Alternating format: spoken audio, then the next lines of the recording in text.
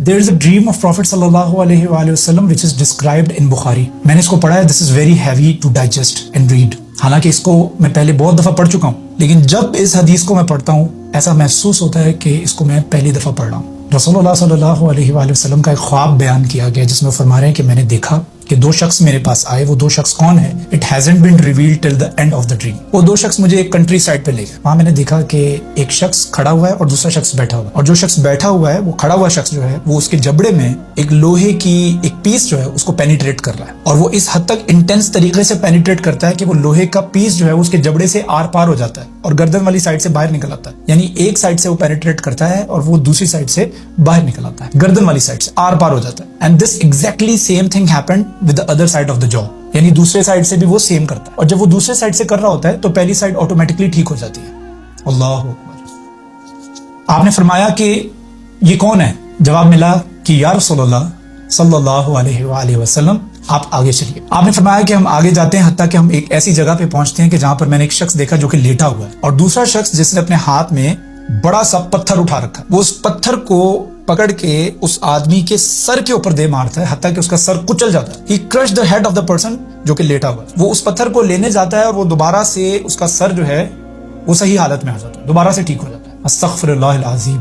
اللہ اکبر, اللہ اکبر, اللہم اجرنی من النار.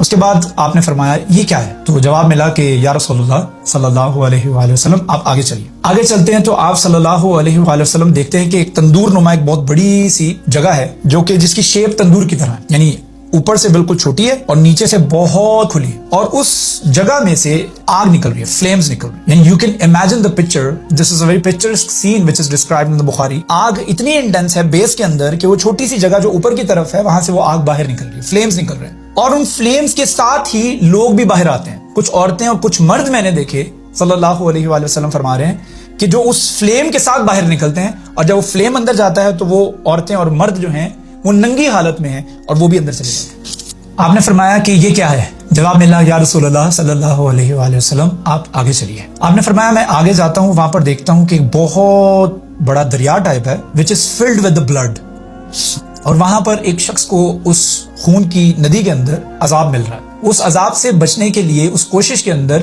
وہ کنارے پہ آتا ہے اور کنارے سے باہر آنے کی کوشش کرتا ہے. ایک دوسرا شخص جو کہ کنارے پہ کھڑا ہے وہ اس کے سر پر پتھر دے مارتا ہے اور وہ شخص دوبارہ سے ندی کے اندر گر جاتا ہے جہاں پہ اس کو عذاب مل رہا ہے. اس کے بعد آپ صلی اللہ علیہ وآلہ وسلم نے فرمایا یہ کیا ہے؟ جواب ملا یا رسول اللہ صلی اللہ علیہ وسلم آگے چلیے. آگے چل کر آپ صلی اللہ علیہ وآلہ وسلم نے فرمایا کہ میں نے دیکھا ایک سرسبز و شاداب ایک بہت بڑا گارڈن ہے, اور اس گارڈن کے اندر ایک بہت بڑا درخت ہے, اور اس درخت کی چھاؤں میں ایک برگزیدہ شخص جو ہیں وہ تشریف رکھے ہوئے ہیں, اور ان کے ارد گرد کچھ بچے کھیل رہے ہیں. اور دوسری طرف ایک اور درخت ہے, وہاں پر بھی ایک بزرگ موجود ہیں لیکن وہ آگ جلا رہے ہیں. اس کے بعد مجھے ایک درخت کی طرف لے کے جایا گیا, اور اس درخت کے اوپر جب مجھے لے کے گئے تو وہاں پر میں نے ایک بہت خوبصورت گھر دیکھا. یعنی آج کے دور کے حوالے سے بات کریں تو پہاڑوں اور گرینری اور شربری اس کے درمیان میں ایک پینٹ ہاؤس بنایا جاتا ہے بڑا خوبصورت, close to nature you know. وہاں پر ایک بڑا خوبصورت گھر میں نے دیکھا, اور رسول اللہ صلی اللہ علیہ وسلم اسی حدیث میں فرما رہے ہیں کہ میں نے آج سے پہلے ایسا خوبصورت گھر کبھی نہیں دیکھا تھا. اور اس گھر کے اندر کچھ عورتیں, کچھ بوڑھے, کچھ بچے ہیں. اگلے درخت کی طرف لے کے جایا گیا, وہاں سے بھی مجھے اوپر لے کے گئے, اور وہاں پر میں نے ایک اور گھر دیکھا, اور اس گھر کے اندر بھی کچھ بزرگ, عورتیں, بچے اور مرد حضرات موجود تھے. اور وہ گھر جو ہے وہ پچھلے والے گھر سے بھی زیادہ خوبصورت. تو آپ صلی اللہ علیہ وآلہ وسلم نے فرمایا کہ پوری رات تم لے کے گھومتے رہے ہو, مجھے اب یہ بتاؤ کہ یہ کون لوگ تھے؟ پہلے شخص کے حوالے سے بات کریں کہ جس کے جبڑے کے اندر لوہے کا پیس گھسایا جا رہا تھا نا, یہ وہ شخص تھا جو کہ جھوٹ بولتا تھا, اور اس کے جھوٹ کے اوپر یقین کر کے اگلے لوگ جو ہیں وہ اسی جھوٹ کو آگے کنوے کر دیتے, اور اس طرح سے وہ جھوٹ اس کا پورے زمانے میں پھیل جاتا تھا.